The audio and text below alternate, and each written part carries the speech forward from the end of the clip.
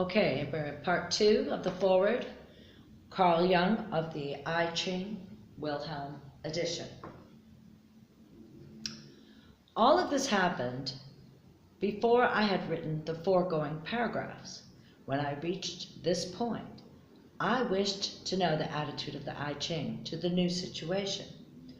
The state of things had been altered by what I had written, inasmuch as I myself had now entered upon the scene, and I therefore expected to hear something referring to my own action.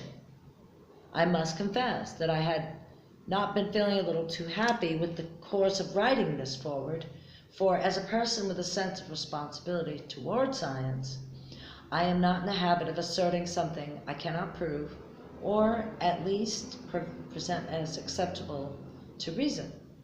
It is a dubious task indeed to try to introduce to a critical modern public a collection of archaic magic spells with the idea of making them more or less acceptable. I have undertaken it because I myself think that there is more to this than meets the eye, but it is embarrassing to me that I must appeal to the goodwill and imagination of the reader, inasmuch as I have to take him into the obscurity of an age-old magic ritual. Unfortunately, I am only too well aware of the arguments that can be brought against it. We are not even certain that the ship that is to carry us over the unknown seas has not sprung a leak somewhere. May not the old text be corrupt? Is Wilhelm's translation accurate? Are we not self-deluded in our explanations? The I Ching insists upon self-knowledge throughout. The method by which this is to be achieved is open to every kind of misuse, and is therefore not for the frivolous-minded or immature. Nor is it for the intellectualist and rationalist. It is appropriate only for thoughtful and reflective people who like to think about what they do and what happens to them. A predilection not to be confused with the morbid brooding of the hypochondriac. Aha.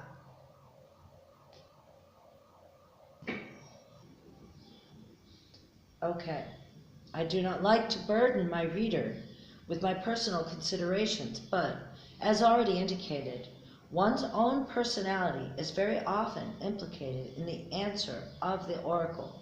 Indeed, in formulating my question, I even invited the oracle to comment directly on my action.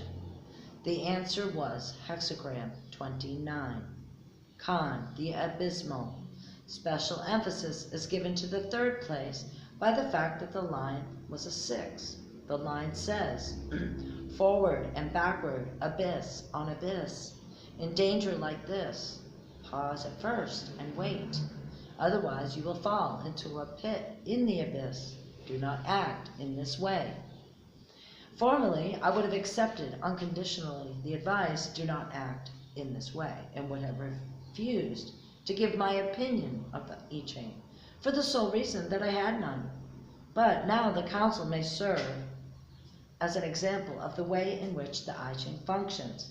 It is a fact that if one begins to think about it, the problems of the I Ching do represent abyss on abyss, and unavoidably one must pause at first and wait. In the midst of the dangers, okay, this is important, pause and wait. In the midst of the dangers of limitless and uncritical speculation. Sounds like Neptune in Pisces. Otherwise, one really will lose his way in the darkness.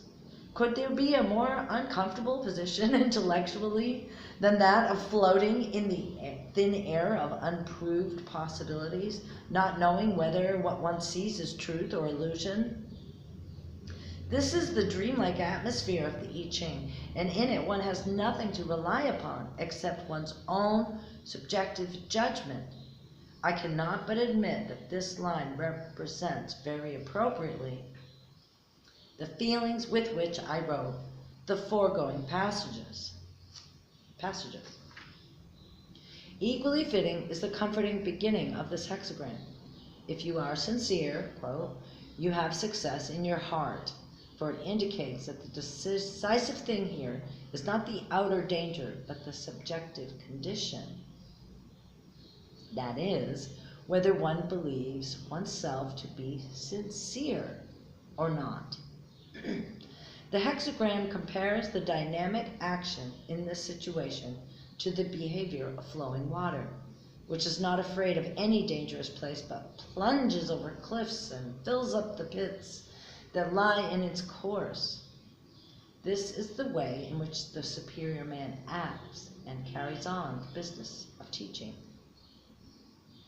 Kan is definitely one of the less agreeable hexagrams. It describes a situation in which the subject seems in grave danger of being caught up in all sorts of pitfalls.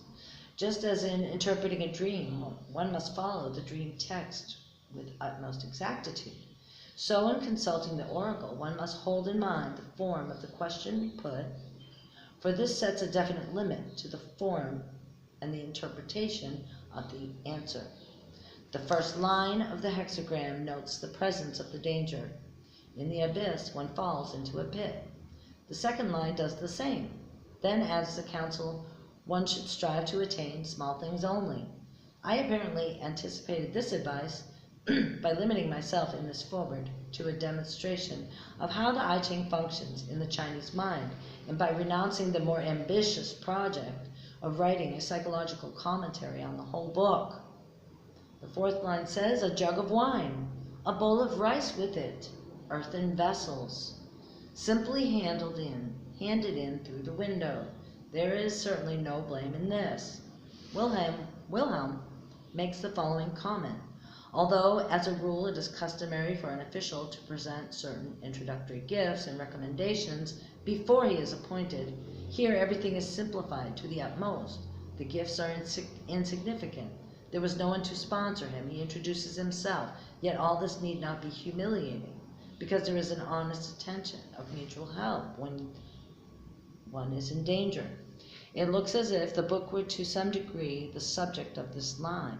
The fifth line continues the theme of limitation. If one studies the nature of water, one sees that it fills a pit only to the rim and then flows on. It does not stay caught there. The abyss is not filled to overflowing. It is filled only to the rim. But if, tempted by the danger and just because of the uncertainty, one were to insist on forcing conviction by special efforts, such as elaborate commentaries and the like, one would only be mired in the difficulty, which the top line describes very accurately as a tied-up and caged-in condition. Indeed, the last line often shows the consequences that result when one does not take the meaning of the hexagram to heart. In our hexagram, the yin line is of mounting tension, changes into a yang line, and thus produces a new hexagram showing a new possibility or a tendency. We now have hexagram 48, Ching, the well. The water hole no longer means danger, however, but rather something beneficial. Thus, the superior man encourages the people at their work and exhorts them to help one another. The image of people helping one another would seem to refer to the reconstruction of the well, for it is broken down and full of mud. Not even animals drink from it. There are fishes living in it, and no one can shoot these, and one can shoot these, but the well is not used for drinking, that is, for human needs. This description is reminiscent of the overturned and unused ting, that is, to receive a new handle. Moreover, this well, like the ting, it is cleansed, but no one drinks from it. This is my heart's sorrow, for one might draw from it the dangerous water hole or abyss pointed to, and so does the I Ching, and so does the well. But the latter has a positive meaning. It contains the waters of life. It should be restored to use. But one has no concept of it, no utensil with which to carry the water. The jug is broken and leaks.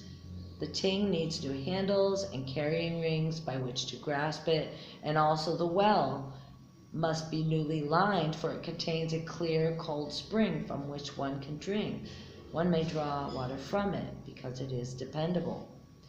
It is clear that in this prognosis, the speaking subject is again the I Ching, representing itself as a spring of living water. The preceding hexagram described in detail the danger confronting the person who accidentally falls into the pit within the abyss. He must work his way out of it in order to discover that it is an old ruined well, buried in mud, but capable of being restored to use again. I submitted 2 questions in the method of chance represented by the coin oracle. The second question being put after I had written my analysis on the answer to the first. The first question was directed, as it were, to the I Ching. What had it to say about my intention to write a foreword? Okay, timestamp, 11 minutes. The first question was, what he asked to the I Ching. First question was directed, as it were, to the I Ching. What had it to say about my intention to write a foreword? Okay, 11:17. Second question concerned my own action, or rather the situation in which I was the acting subject who had discussed the first hexagram. To the first question, the I Ching replied by comparing itself to a cauldron, a ritual vessel in need of renovation, a vessel that was finding only doubtful favor with the public. To the second question, the reply was that I had fallen into a difficulty, for the I Ching represented a deep and dangerous water hole in which one might easily be mired.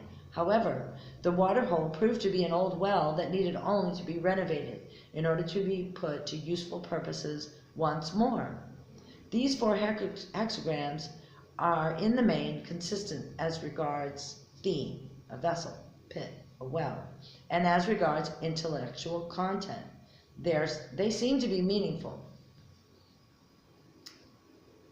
Had a human being made such replies, I should, as a psychiatrist, have had to pronounce him of sound mind, at least on the basis of the material presented. Indeed, I should not have been able to discover anything delirious, idiotic, or schizophrenic in the 4 answers. In view of the I Ching's extreme age and its Chinese origin, I cannot consider it archaic, symbolic, or its flowery language abnormal. On the contrary, I should have had to congratulate this hypothetical person on the extent of his insight into my unexpressed state of doubt. On the other hand, any person of clever and versatile mind could turn the whole thing around and say, I projected that. However, such a critique, though catastrophic from the standpoint of the Western rationality, does no harm to the function of the I Ching. On the contrary, the Chinese sage would smilingly tell me, don't you see how useful the I Ching is in making you project your hitherto unrealized thoughts into its abstruse symbolism? You could have written your foreword without ever realizing what an avalanche of misunderstanding might be released by it. The Chinese standpoint does not concern itself as to the attitude one takes toward the performance of the oracle. It is only we who are puzzled, because we trip time and again over our prejudice, the notion of causality vis-a-vis the notion of our causality. The ancient wisdom of the East lays stress upon the fact that the intelligent individual realizes his own thoughts, but not in the least upon the way in which he does it. The less one thinks about the theory of the I Ching, the more soundly one sleeps. I love him. It would seem to me that on the basis of this example, an unprejudiced reader would now be in a position to form at least a tentative judgment on the operation of the I Ching. More cannot be expected from a simple introduction. If by means of this demonstration I have succeeded in elucidating the psychological phenomenology of the I Ching, I shall have carried out my purpose. As to the thousands of questions and critiques the singular book stirs up, I cannot answer these. The I Ching does not bother itself with proofs and results. It does not vaunt itself, nor is it easy to approach. Like a part of nature, it waits until it is discovered. It offers neither facts nor power, but for lovers of self-knowledge, of wisdom, if there be such, it seems to be the right book. To one person, its spirit appears as clear as day, to another shadowy as twilight, to a third dark as night. He who is not pleased by it does not have to use it, and he who is against it is not obliged to find it true. Let it go forth into the world for the benefit of those who can discern its meaning. Zurich, 1949, C. G. Jung.